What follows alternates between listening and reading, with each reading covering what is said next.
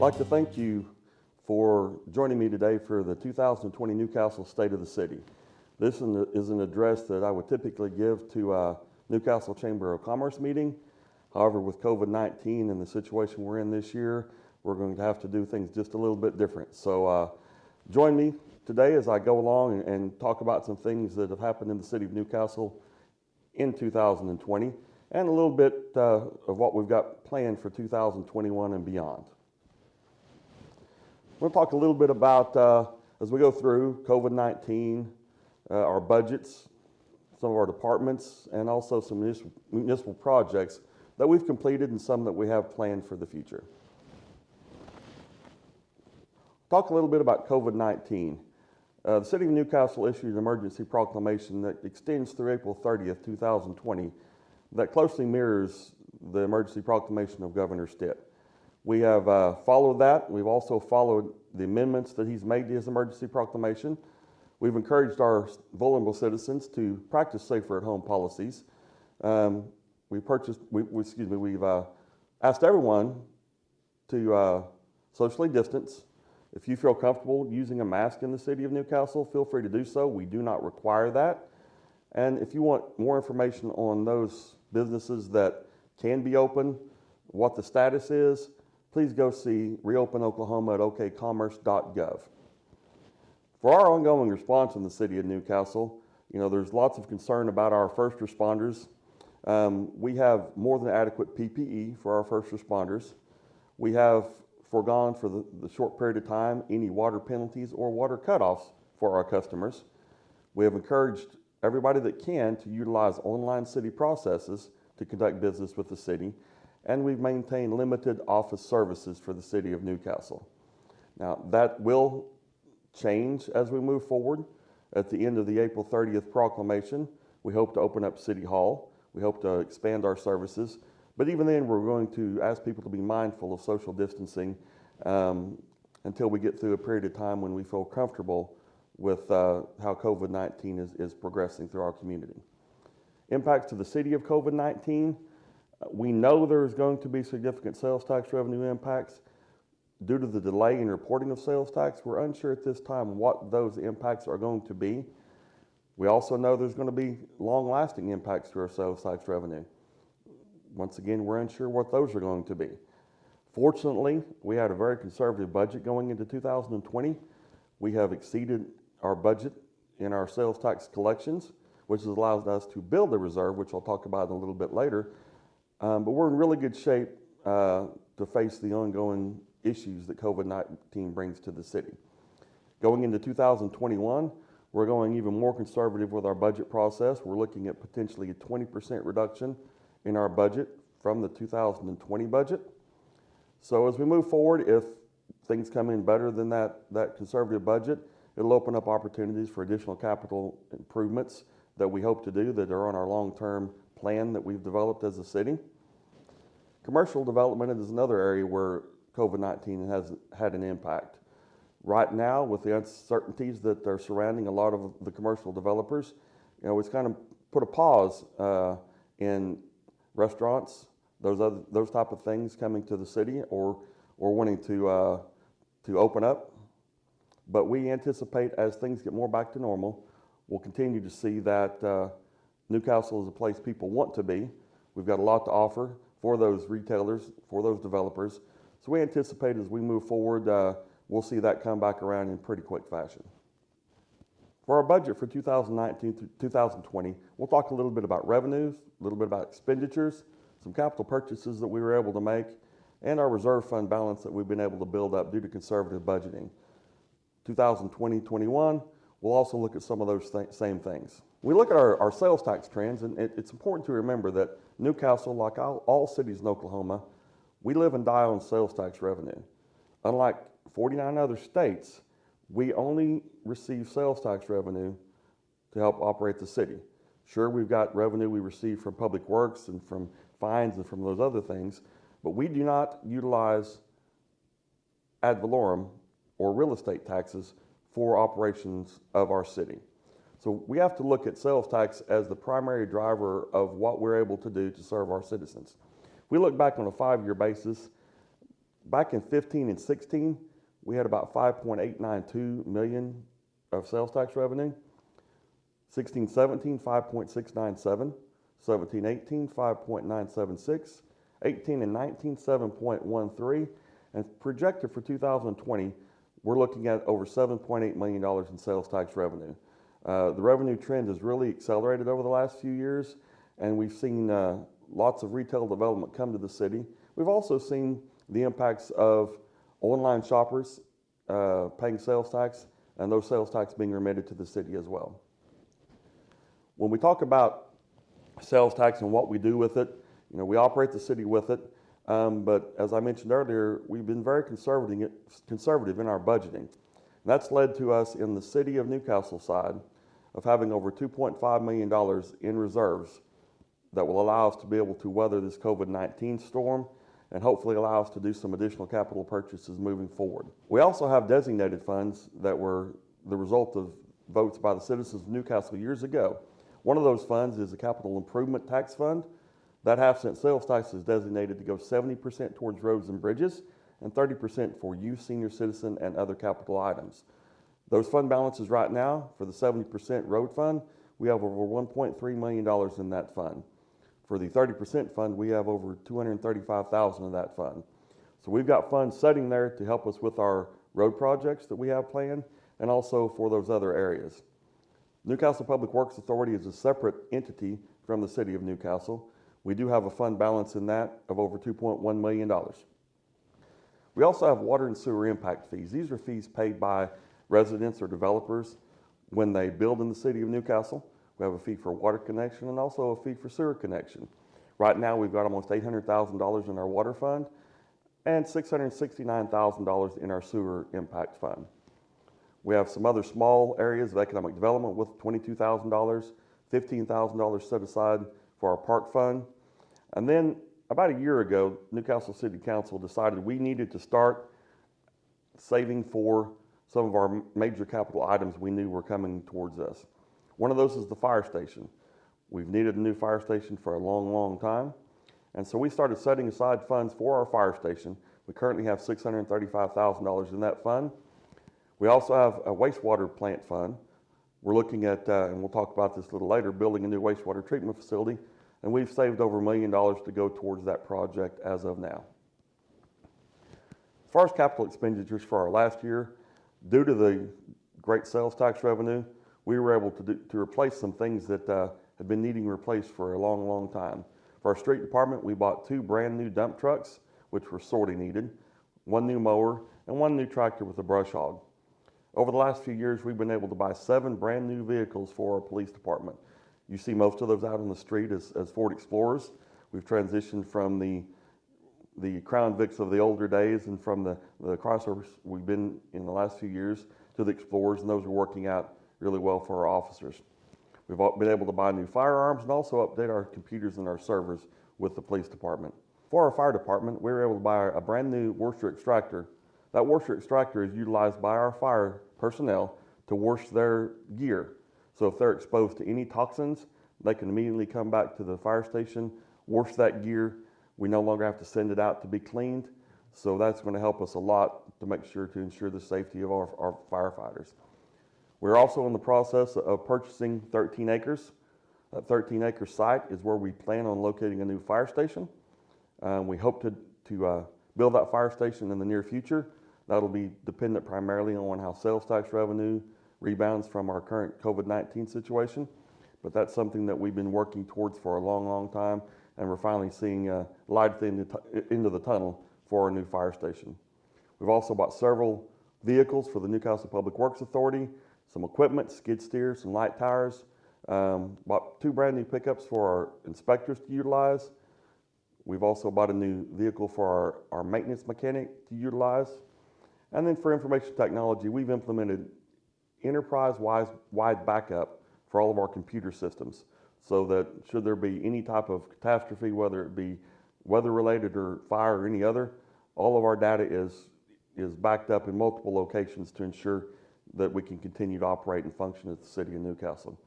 We've currently just finished the redevelopment of our city website. If you hadn't haven't had an opportunity to look at that, I encourage you to go look at that. Much more user-friendly. And then we've also made network improvements with all of our networks.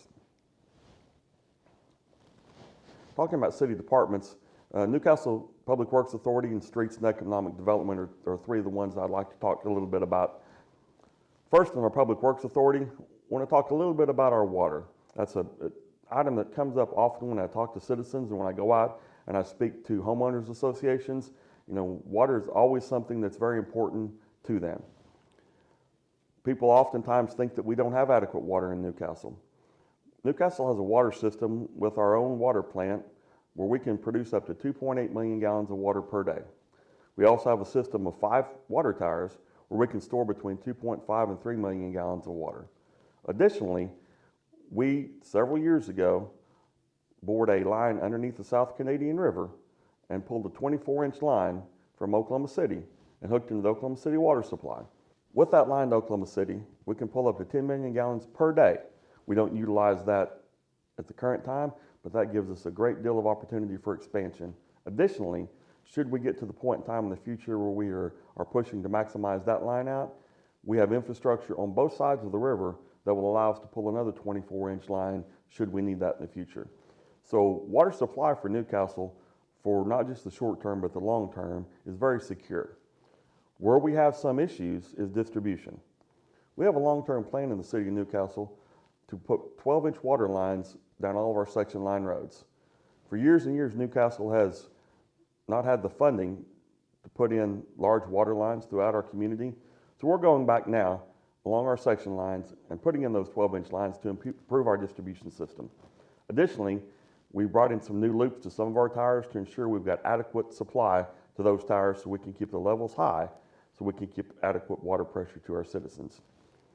So for the future, for water, we have a great water supply, and we're going to continue to move towards, with a plan, upgrading our system so that we can ensure everybody's got safe and adequate supply of water. For wastewater, we currently have a plant that was built in the 1960s that currently has a capacity of around 500,000 gallons. We have been working for numerous years now to build a new water treatment facility. We've acquired 70 acres at Northeast 16th in Portland to site that location. And we currently have gone through the initial design phase. We've picked a design, and now we're looking at, within the next couple of months, moving forward with the selection of an engineer to do our total design of that plant. Once that happens, we intend to go out for financing and build a plant that will give us at least 1.5 million gallons of additional capacity for our wastewater. It will replace our current plant, and it should provide us with wastewater sustainability for the foreseeable future. We're also going to do this in a manner and with a process that will allow us to add on to that should we need to in the future. For general government, for our street department, like I said earlier, we've got a dedicated tax, 70% of which goes strictly towards roads and bridges. We're fortunate, lots of communities don't have that. What that allows us to do, it allows us to go out and do overlays. So if you've seen a lot of the projects that we've done, Country Club is our most recent project. We overlaid 3 miles of Country Club. We also do what's called chip seal. With the chip seal, we'll come back in and we'll come on some of the roads that we've overlaid in the past. And in order to keep those roads from deteriorating, we'll put a layer of oil and a layer of gravel to seal those roads and make them last much longer than if we did not do the chip seal. Sometimes people don't understand why we're going in what seems to be a perfectly good road and putting gravel on it, but that is to protect that road and to make it last longer before we have to do any major work for that road. 2020 projects, our main project, like I said, was Country Club. Not only did we overlay 3 miles of Country Club, we also striped that. And that's something that we haven't done a lot of in the past, and we're going to look to do a whole lot more of in the future. Our local planning and advisory committee, along with City Council, sets out a plan for our capital projects, including roads. So we have a plan. We're going to continue to overlay, chip seal, and improve our roads throughout the city. One of the things that we've started doing recently, which I'm really proud of, is we've gone out to seek additional right-of-way from landowners along some of our section line roads. Due to the fact that we're in Indian country, we have a very narrow right-of-way to deal with. We've got a total of 33 feet, which is 16 feet on each side of the center line of our roads, on section lines. So we've got to put in a roadway, we've got to put in drainage, we've got to try to put utilities all in that 33 feet.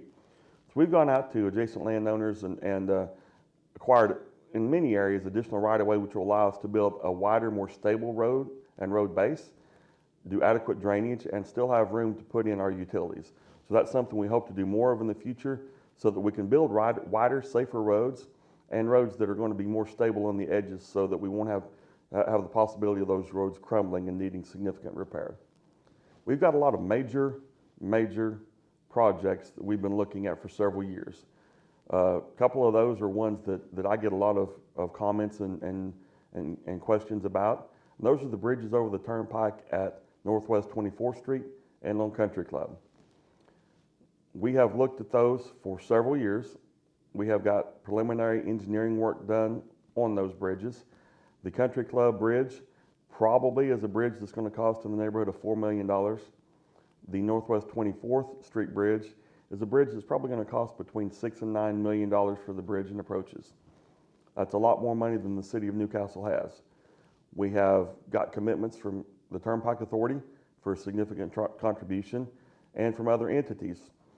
We still are a long ways from having all the funds we need to be able to do either one of those bridges, but we are planning for that, and we're planning to do everything we can to seek grants and additional funding to make those a reality.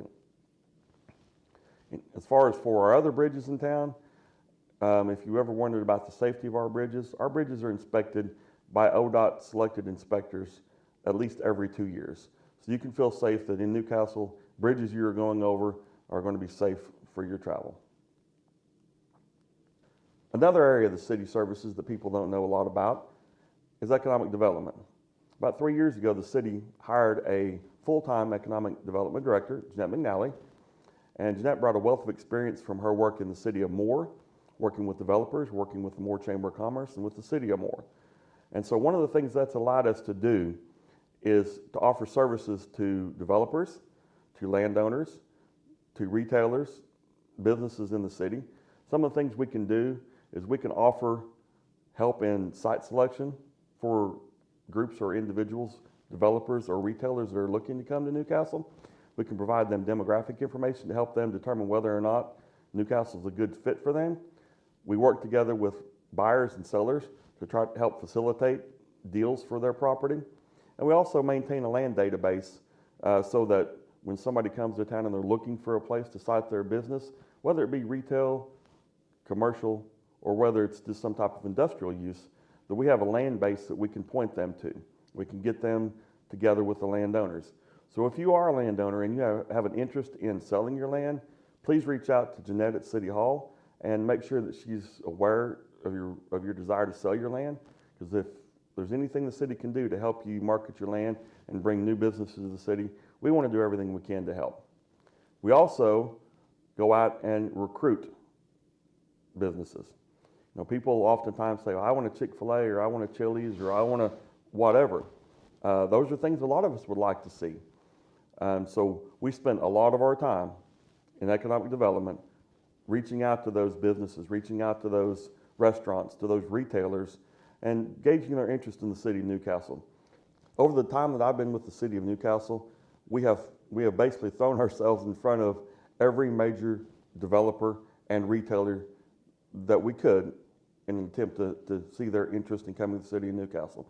So rest assured that we are out there actively seeking new businesses to come to town, to provide those services that our city residents want, and also to enhance our city sales tax revenue. We also do everything we can to retain businesses in town by helping them if they need to seek a different location, and for business development and training in any way that we possibly can. I'd like to talk just a little bit about some of the municipal projects that we've got going, some that we've done, some we're in the process of doing, and then others that we plan to do in the near future.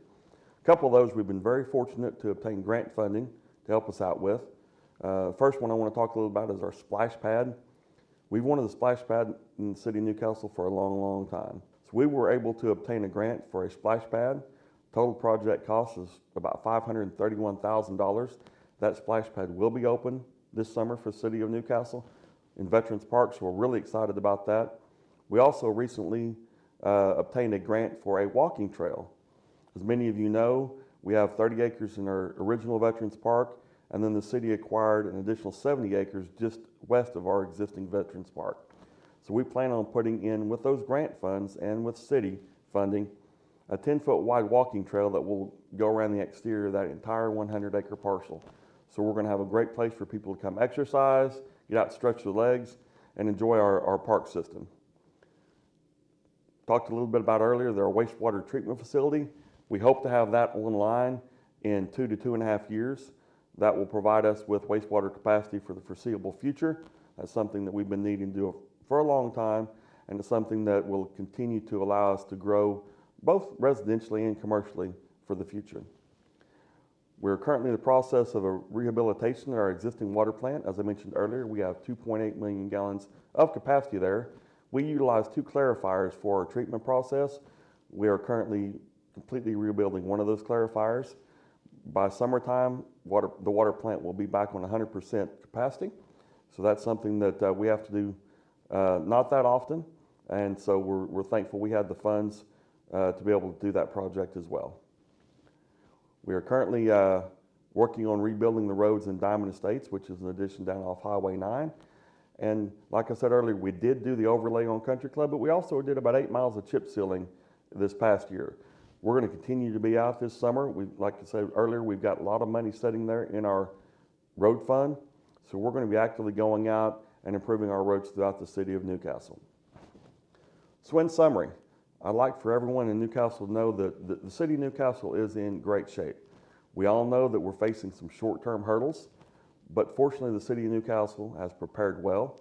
We're very well positioned for those hurdles, and we hope and anticipate that things will be on an upward trend in the near future as we get through this COVID-19 crisis.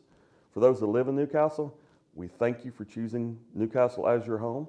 Our goal has always been for the city of Newcastle to be the best place to live, work, and raise a family. If you're looking for a place to live, choose Newcastle. I think it's the best place in Oklahoma to live, and we think that you will too if you move here.